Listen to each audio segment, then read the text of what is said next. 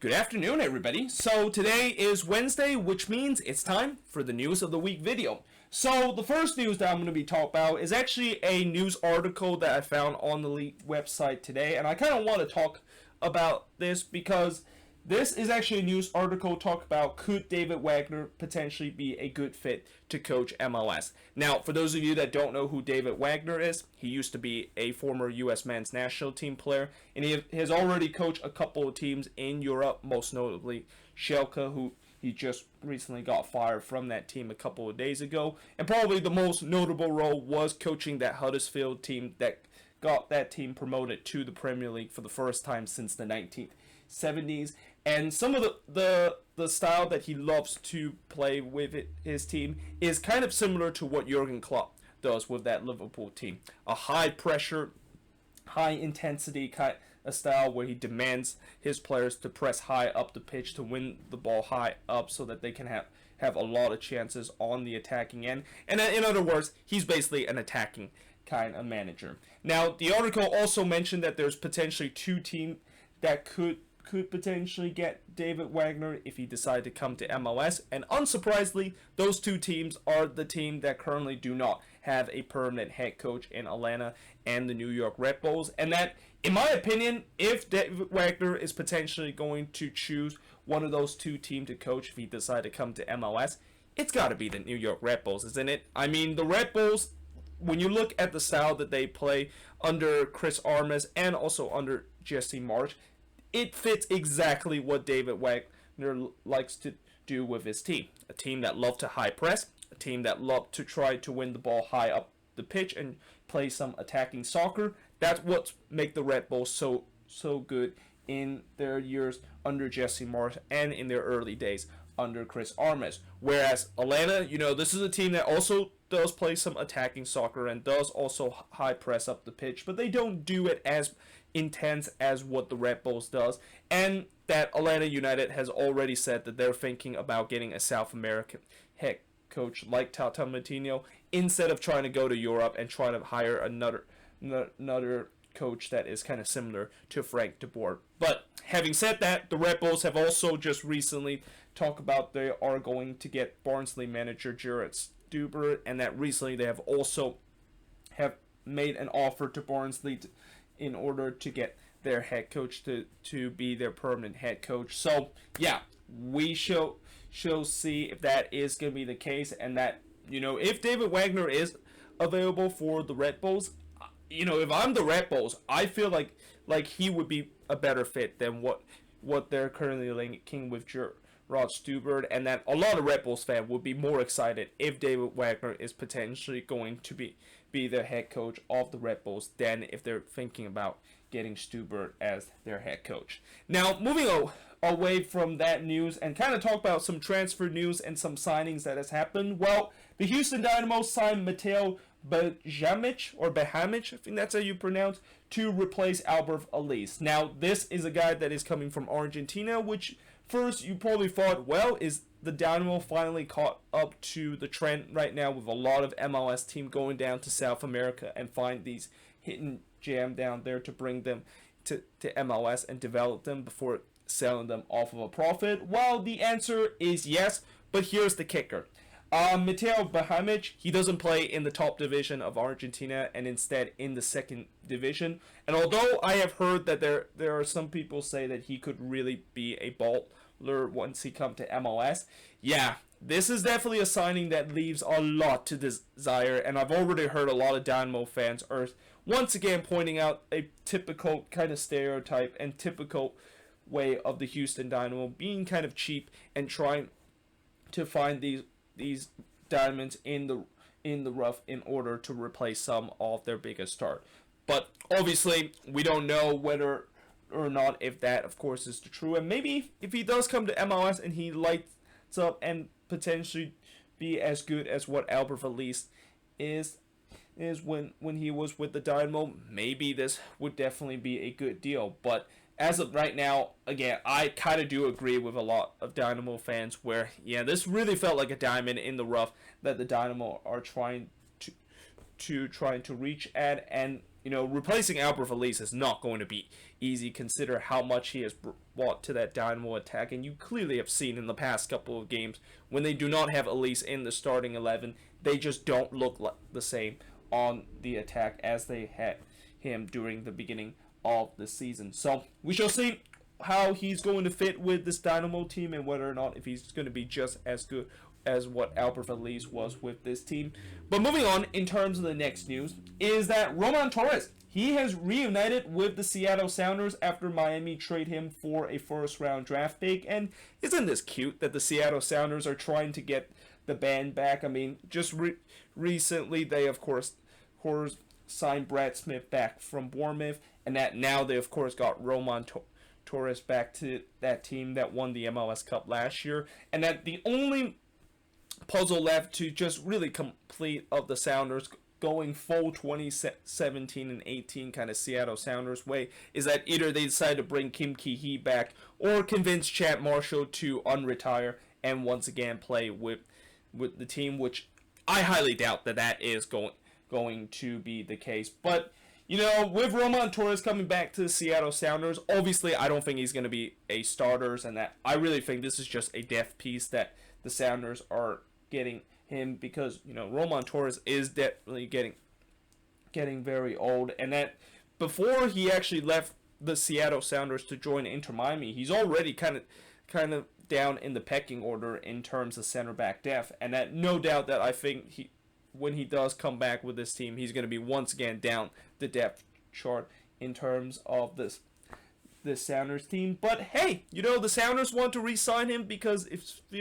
they feel like they want to get the band back together, and that they also feel like he might be one of the fan favorites, so that they decided to bring him back from Inter Miami to the Seattle Sounders. And for Miami, they didn't really get a lot out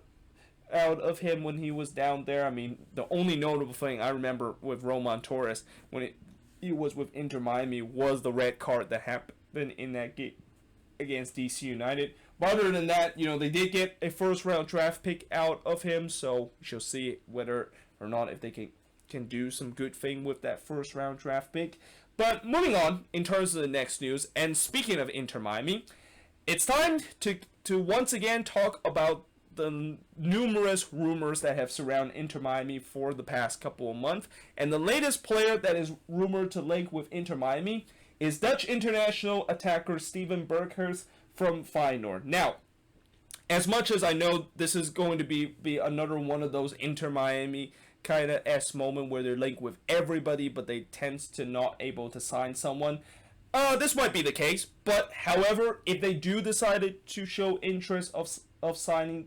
this guy, which I feel like this would be a decent signing, because not only the fact that he currently plays with one of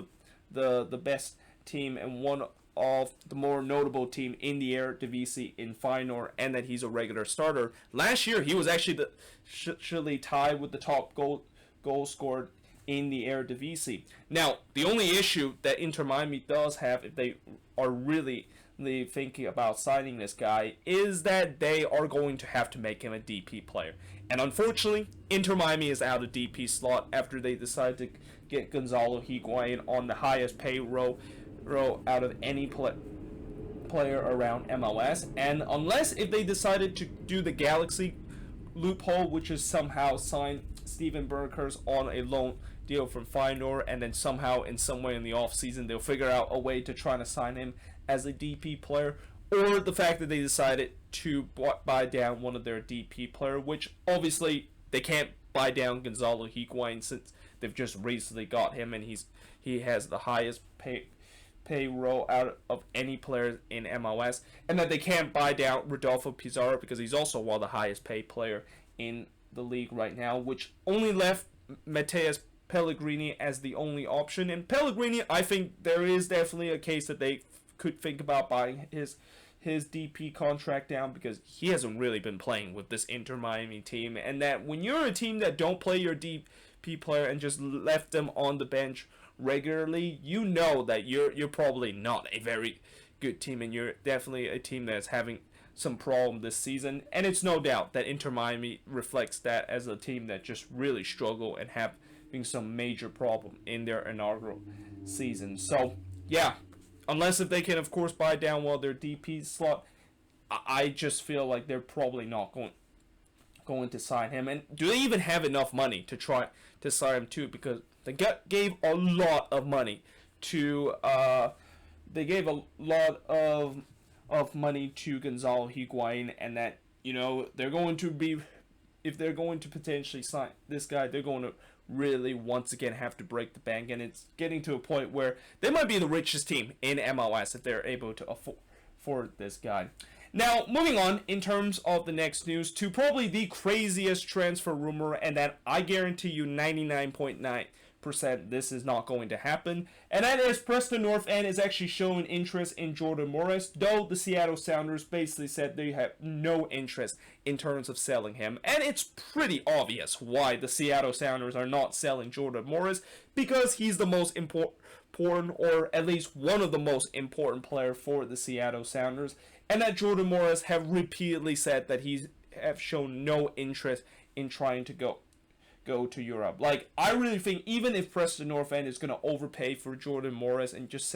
send the Sounder a sum of money to get him, the Sounder ain't going to budge. Like, there's no way in the world I can see this happen. If this eventually does happen, I'm going to call this as the most shocking move of all time in MLS, mainly because of the fact that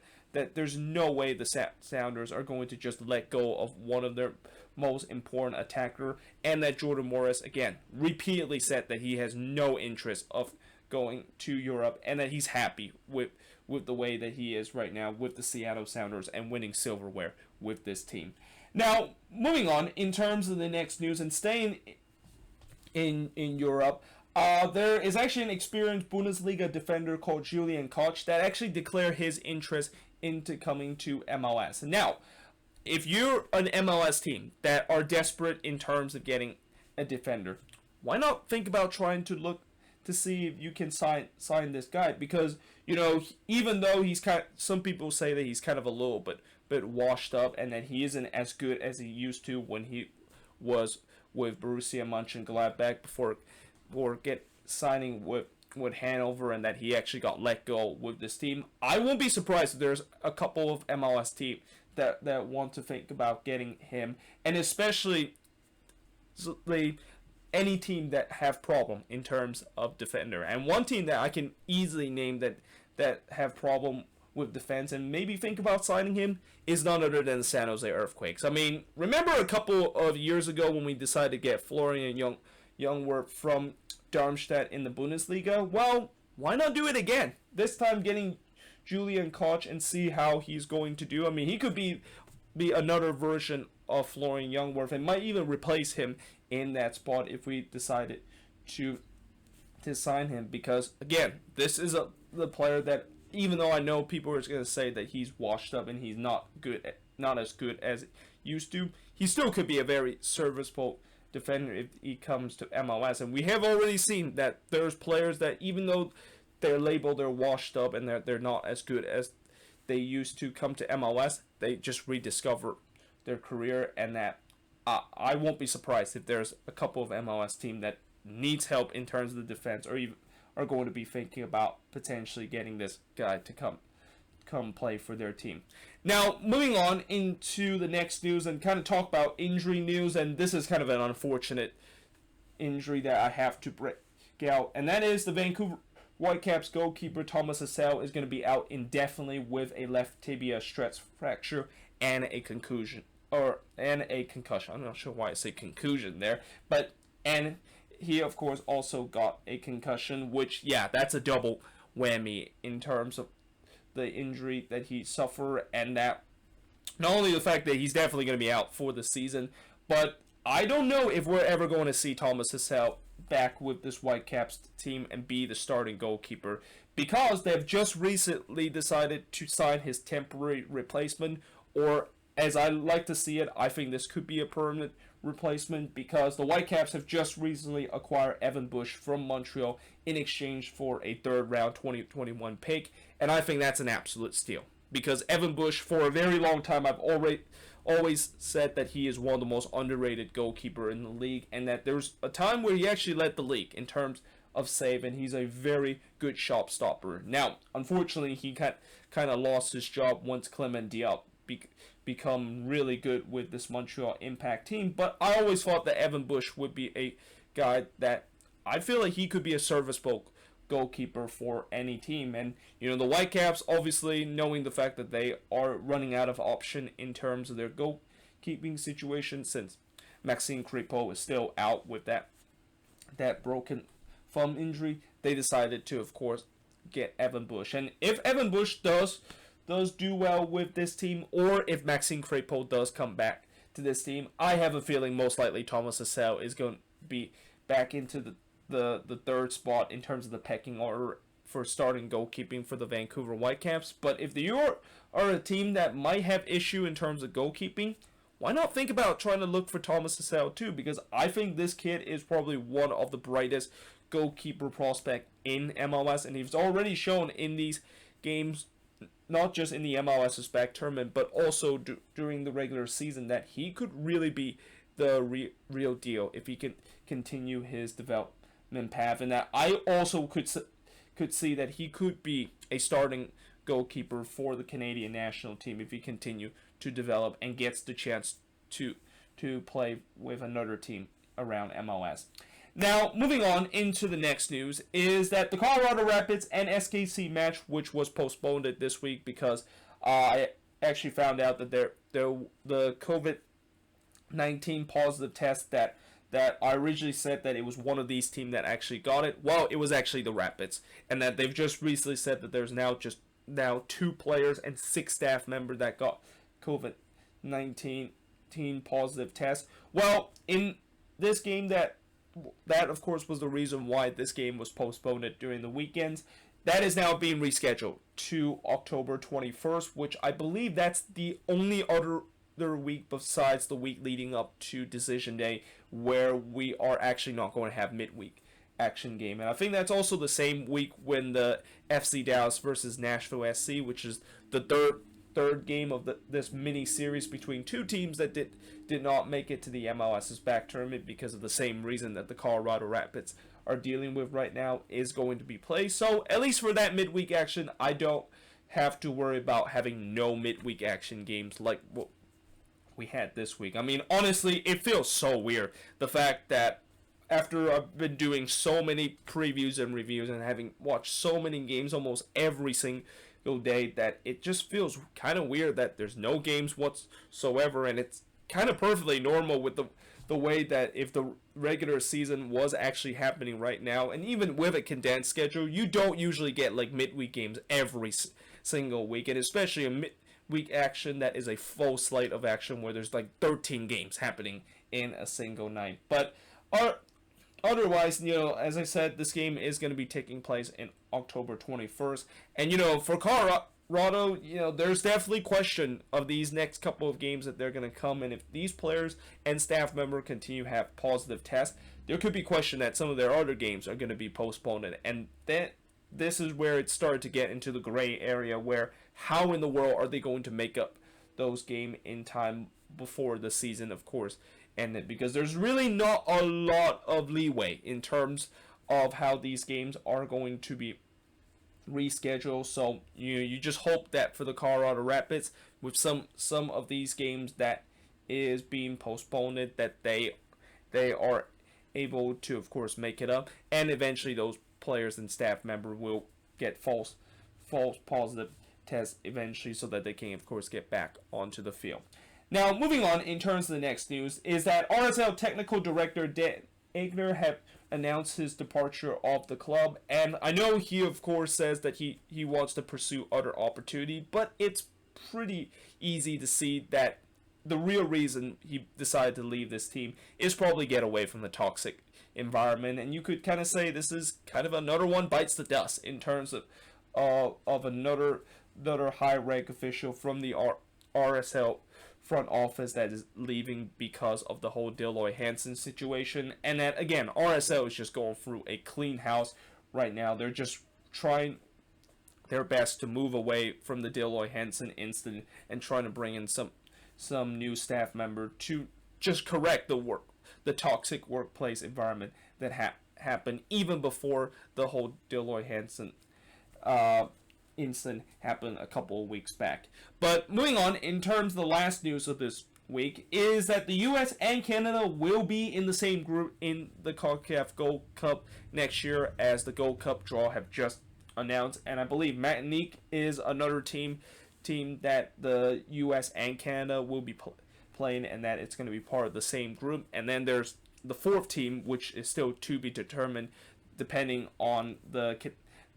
qualifying that is going on in terms of the Gold Cup. But I'm actually happy to see that Canada and the U.S. is in the same group, and that they once again get to play against each other, because I really think the Canadian national team, this team is definitely on the rise in the CONCACAF region, and the amount of young talent that this Canadian national team has, with the likes of Alphonso Davies and Kyle Larin and even Jonathan David, this team can really be a team that can rise up in the CONCACAF region, and that if they can continue to produce these young talented players that they have done in the past couple of years, this Canadian national team can not only close the gap between the U.S. and Canada, but they can easily get to the third spot as the third strongest team in the Canadian or in the CONCACAF region. I mean, obviously, Mexico is still the strongest team in the CONCACAF region, followed by the U.S., but Canada is really starting to closing that gap. And as I said, in a couple of years, they continue to have these young players develop and continue to bring in some young talented players. We could really see a rivalry between the U.S. and Canada, and although I know it's probably not going to be as good as U.S. and Mexico, because that rivalry has been long been regarded as one of the fierce rivalry in the international competition, I won't be surprised if the U.S. and Canada will, down the line, will become a much fierce competition than we have seen in the past 30 years, where it's been pretty much a one-sided affair, other than just recently Canada was able to beat the U.S. for the first time in almost 30 years in the CONCACAF Nations League. But yeah, there you have it. That is pretty much it for the news of the week. As always, let me know in the comments below, what do you think of these news, and if there's any news that I didn't mention, let me know in the comments below. But yeah, hope you guys enjoyed this video, and I will see you guys next time.